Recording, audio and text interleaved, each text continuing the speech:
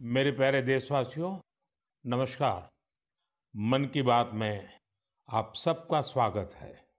साथियों, भारत में हर युग में कुछ चुनौतियां आई और हर युग में ऐसे असाधारण भारतवासी जन्मे जिन्होंने इन चुनौतियों का सामना किया।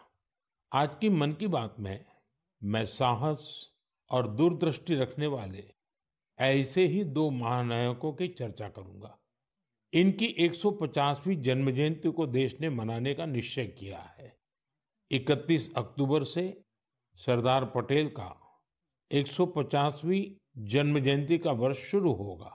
इसके बाद 15 नवंबर से भगवान बिरसा मुंडा का 150वां जन्म जयंती वर्ष शुरू होगा। इन दोनों महापुरुष ने अलग अलग चुनौतियां देखी, लेकिन दोनों का विजन एक था, देश की एकता। साथियों, बीते वर्षों में देश ने ऐसे महान नायक नायिकाओं की जन्म जयंतियों को नई ऊर्जा से मनाकर नई पीढ़ी को नई प्रेरणा दी है।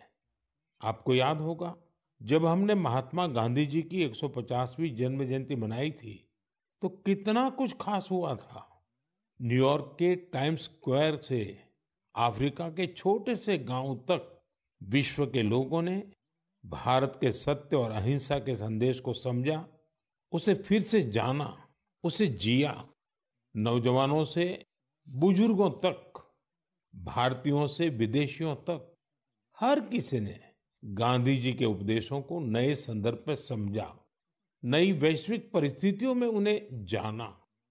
जब हमने स्वामी विवेकानंद जी की 150वीं जन्म जयंती मनाई तो देश के नौजवानों ने भारत की आध्यात्मिक और सांस्कृतिक शक्ति को नई परिभाषाओं में समझा। इन योजनाओं ने हमें ये एहसास दिलाया कि हमारे महापुरुष अतीत में खो नहीं जाते, बल्कि उनका जीवन हमारे वर्तमान को भविष्य का रास्ता दिखाता है। साथियों, सरकार ने भले इन महान विभूतियों की 150वीं जन्म जयंती को राष्ट्रीय स्तर पर मनाने का निर्णय लिया है, लेकिन आपकी सहभागिता ही इस अभियान में प्राण भरेगी, इसे जीवंत बनाएगी। मैं आप सभी से आग्रह करूंगा कि आप इस अभियान का हिस्सा बने। लौह पुरुष सरदार पटेल से जुड़े अपने विचार और कार्य #सरदार150 के साथ साझा करें और धरती आबा बिरसा मुंडा की प्रेरणाओं को बिरसा मुंडा 150 के साथ दुनिया के सामने लाए। आइए एक साथ मिलकर इस उत्सव को भारत की अनेकता में एकता का उत्सव बनाएं, इसे विरासत से विकास का उत्सव बनाएं। मेरे प्यारे देशवासियों, आपको वो दिन याद जरूर होंगे जब छोटा भीम टीवी पर आना शुरू हुआ था। बच्चे तो इसे कभी भूल नहीं सकते। कितना एक्साइटमेंट था छोटा भीम को लेकर। आपको हैरानी होगी कि आज ढोलकपुर का ढोल सिर्फ भारत में ही नहीं, बल्कि दूसरे देश के बच्चों को भी खूब अट्रैक्ट करता है। इसी तरह हमारे दूसरे एनिमेटेड सीरियल्स कृष्णा, हनुमान, मोटू पतलू के चाहने वाले भी दुनिया भर में हैं। भारत के एनिमेशन कैरेक्टर्स, यहाँ की एनिमेशन मूवीज अपने कंटेंट और क्रिएटिविटी की वजह से दुनिया भर में पसंद की जा रही है। आपने देखा होगा कि स्मार्टफोन से लेकर सिनेमा स्क्रीन तक, गेमिंग कंसोल से लेकर वर्चुअल रियलिटी तक एनिमेशन हर जगह मौजूद है। एनिमेशन की दुनिया में भारत नई क्रांति करने की राह पर है। भारत के गेमिंग स्पेस का भी तेजी से विस्तार हो रहा है। इंडियन गेम्स भी इन दिनों दुनिया भर में पॉपुलर हो रहे हैं। कुछ महीने पहले मैंने भारत के लीडिंग गेमर्स के साथ मुलाकात की थी। तब मुझे इंडियन गेम्स की अमेजिंग क्रिएटिविटी और क्वालिटी को जानने समझने का मौका मिला था। वाकई देश में क्रिएटिव एनर्जी की एक लहर चल रही है। एनिमेशन की दुनिया में मेड इन इंडिया और मेड बाय इंडियंस छाया हुआ है। आपको ये जानकर खुशी होगी कि आज भारत के टैलेंट विदेशी प्रोडक्शन का भी अहम हिस्सा बन रहे हैं। अभी वाली स्पाइडरमैन हो या ट्रांसफॉर्मर्स, इन दोनों मूवीज में हरिनारायण राजीव के कंट्रीब्यूशन को लोगों ने खूब सराहा है। भारत के एनिमेशन स्टूडियो डिज्नी और वार्नर ब्रदर्स जैसी दुनिया के जाने माने प्रोडक्शन कंपनीज के साथ काम कर रहे हैं। साथियों, आज हमारे युवा ओरिजिनल इंडियन कंटेंट, जिसमें हमारी संस्कृति की झलक होती है, वो तैयार कर रहे हैं। इन्हें दुनिया भर में देखा जा रहा है। एनिमेशन सेक्टर आज एक ऐसी इंडस्ट्री का रूप ले चुका है कि जो दूसरी इंडस्ट्रीज को ताकत दे रहा है। जैसे इन दिनों वीआर टूरिज्म बहुत फेमस हो रहा है।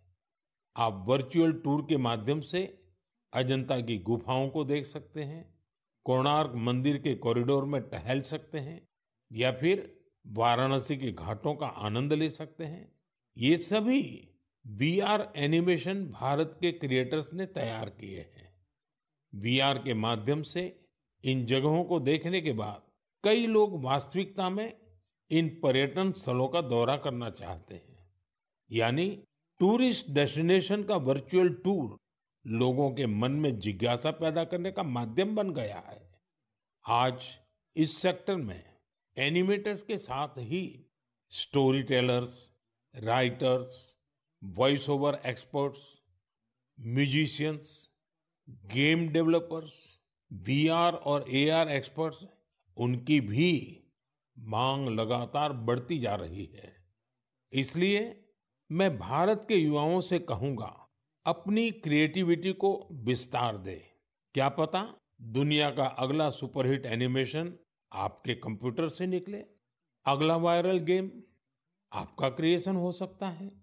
एजुकेशनल एनिमेशंस में आपका इनोवेशन बड़ी सफलता हासिल कर सकता है। इसी 28 अक्टूबर को वर्ल्ड एनिमेशन डे भी मनाया जाएगा। आइए हम भारत को ग्लोबल एनिमेशन पावर हाउस बनाने का संकल्प लें। मेरे प्यारे देशवासियों, स्वामी विवेकानंद ने एक बार सफलता का मंत्र दिया था। उनका मंत्र था, कोई एक आइडिया लीजिए, उस एक आइडिया को अपनी जिंदगी बनाइए, उसे सोचिए, उसका सपना देखिए, उसे जीना शुरू करिए। आज आत्मनिर्भर भारत अभियान भी सफलता के इसी मंत्र पर चल रहा है। ये अभियान हमारी सामूहिक चेतना का हिस्सा बन गया है, लगातार पग पग पर हमारी प्रेरणा बन गया है। आत्मनिर्भरता हमारी पॉलिसी ही नहीं, हमारा पैशन बन गया है। बहुत साल नहीं हुए, सिर्फ 10 साल पहले की बात है। तब अगर कोई कहता था कि किसी कॉम्प्लेक्स टेक्नोलॉजी को भारत में विकसित करना है, तो कई लोगों को विश्वास नहीं होता था, तो कई उपहास उड़ाते थे। लेकिन आज वही लोग देश की सफलता को देखकर अचंभे में रहते हैं। आत्मनिर्भर हो रहा भारत हर सेक्टर में कमाल कर रहा है। आप सोचिए, एक जमाने में मोबाइल फोन इंपोर्ट करने वाला भारत आज दुनिया का दूसरा सबसे बड़ा मैन्युफैक्चरर बन गया है। कभी दुनिया में सबसे ज्यादा डिफेंस इक्विपमेंट खरीदने वाला भारत आज 85 देशों को एक्सपोर्ट भी कर रहा है। स्पेस टेक्नोलॉजी में भारत आज चंद्रमा के साउथ पोल पर पहुंचने वाला पहला देश बना है। और एक बात तो मुझे सबसे ज्यादा अच्छी लगती है, वो ये है कि आत्मनिर्भरता का ये अभियान अब सिर्फ सरकारी अभियान नहीं है। अब आत्मनिर्भर भारत अभियान एक जन अभियान बन रहा है। हर क्षेत्र में उपलब्धियां हासिल कर रहे हैं। जैसे इसी महीने लद्दाख के हानले में हमने एशिया की सबसे बड़ी इमेजिंग टेलीस्कोप मैस का भी उद्घाटन किया है। ये 4300 मीटर की ऊंचाई पर स्थित है। जानते हैं इसकी भी खास बात क्या है? ये मेड इन इंडिया है।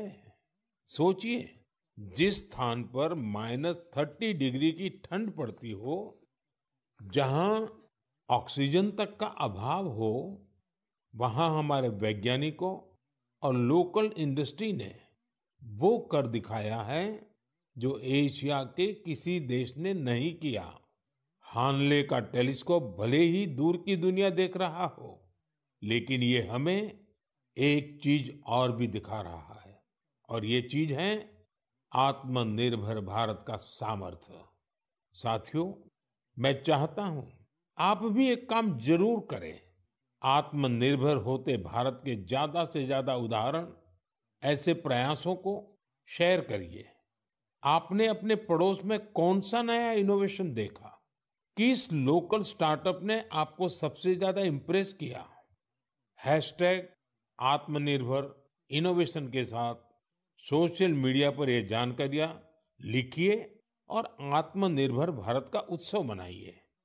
त्योहारों के इस मौसम में तो हम सब आत्मनिर्भर भारत के इस अभियान को और मजबूत करते हैं। हम वोकल फॉर लोकल के मंत्र के साथ अपनी खरीदारी करते हैं। ये नया भारत है जहां इम्पॉसिबल सिर्फ एक चैलेंज है, जहां मेक इन इंडिया अब मेक फॉर द वर्ल्ड बन गया है, जहां हर नागरिक इनोवेटर है, जहां हर चैलेंज एक अपॉर्चुनिटी है। हमें न सिर्फ भारत को आत्मनिर्भर बनाना है, बल्कि अपने देश को इनोवेशन के ग्लोबल पावर हाउस के रूप में मजबूत भी करना है। मेरे प्यारे देशवासियों, मैं आपको एक ऑडियो सुनाता हूं। हेलो। सर नमस्ते सर। नमस्ते। सर बोलिए सर। देखिए, ये जो आपने एफआईआर नंबर मुझे सेंड किया है, इस नंबर के खिलाफ 17 कंप्लेंट्स हमारे पास। आप ये नंबर यूज कर रहे हैं? मैंने नहीं यूज करता हूँ सर। अभी कहाँ से बात कर रहे हो? सर कर्नाटका सर, वो घर में हूँ सर। ओके, इसके लिए आप अपनी स्टेट में रिकॉर्ड करवाइए ताकि ये नंबर ब्लॉक कर दिया जाए, फ्यूचर में आपको कोई प्रॉब्लम ना हो। Okay, yes sir. अभी मैं आपको कनेक्ट कर रहा हूँ, ये आपका इन्वेस्टिगेशन ऑफिसर है। आप अपनी स्टेट में रिकॉर्ड करवाइए ताकि ये नंबर ब्लॉक कर दिया जाए। Okay, yes sir, yes sir, yes sir. अब बताइएगा मैं किसके साथ बात कर रहा हूँ। अपना आधार कार्ड मुझे शो कीजिएगा वेरीफाई करने के लिए, बताइएगा। सर मेरे पास अभी नहीं है sir Aadhaar card sir, please sir. Phone आपके फोन में है? नहीं सर। फोन में आधार कार्ड की पिक्चर नहीं है आपके पास? नहीं सर। नंबर याद है आपको? सर नहीं है सर, नंबर भी याद नहीं है सर। हमने सिर्फ वेरीफाई करना है। ओके, वेरीफाई करने के लिए नहीं सर। आप डरिए ना, डरिए ना। अगर आपने कुछ नहीं किया तो आप डरिए ना। हाँ सर, हाँ सर। अगर आपके पास आधार कार्ड है तो मुझे दिखा दीजिए वेरीफाई करने के नहीं लिए। सर, नहीं सर, मैं गांव को आया था सर, घर में है सर। Okay, coming.